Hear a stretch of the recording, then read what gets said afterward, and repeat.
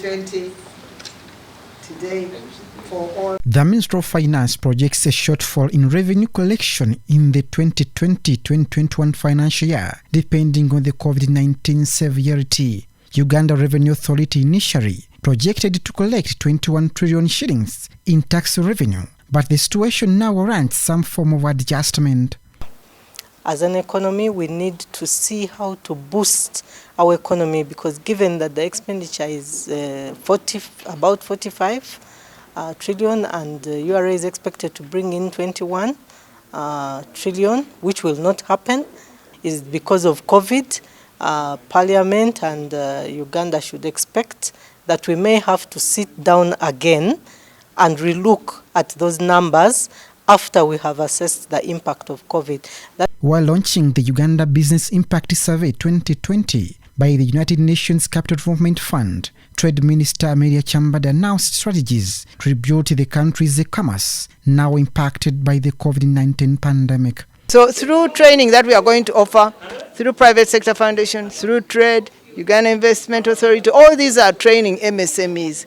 All those are systems of formalizing their businesses. Education is there, local content now is there, Bubu is there to protect the local producers. Minister Nalukwago exhorts the small-scale and medium enterprises validate their businesses if they are to benefit from the country's structure to rebuild the economy after the pandemic. They have to formalize, register through URSB, but also form associations or organized groupings for them to be supported. Due to the COVID-19 pandemic, there is need to implement drastic reforms in order to put the fiscal policy in line. Dependence on the imported parts or imported equipment that cannot be quickly replaced or repaired in this situation is one of the factors that needs to be considered. Of course, that you can apply fiscal measures with respect to formal enterprises. Secondly, fiscal measures themselves without access to liquidity are not sufficient.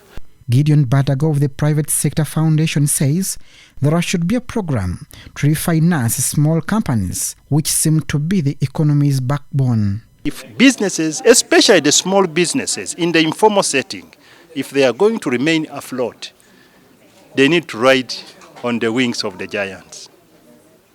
There are no two ways about it. The only way we can be successful as small businesses is to build linkages and ride on the wings of those that are going to offtake. Due to the partial lockdown of the country because of the COVID-19 pandemic, a number of sectors are reporting an absence of above 30% of their total workforce. Abdul Nasir Luwama for UBC News.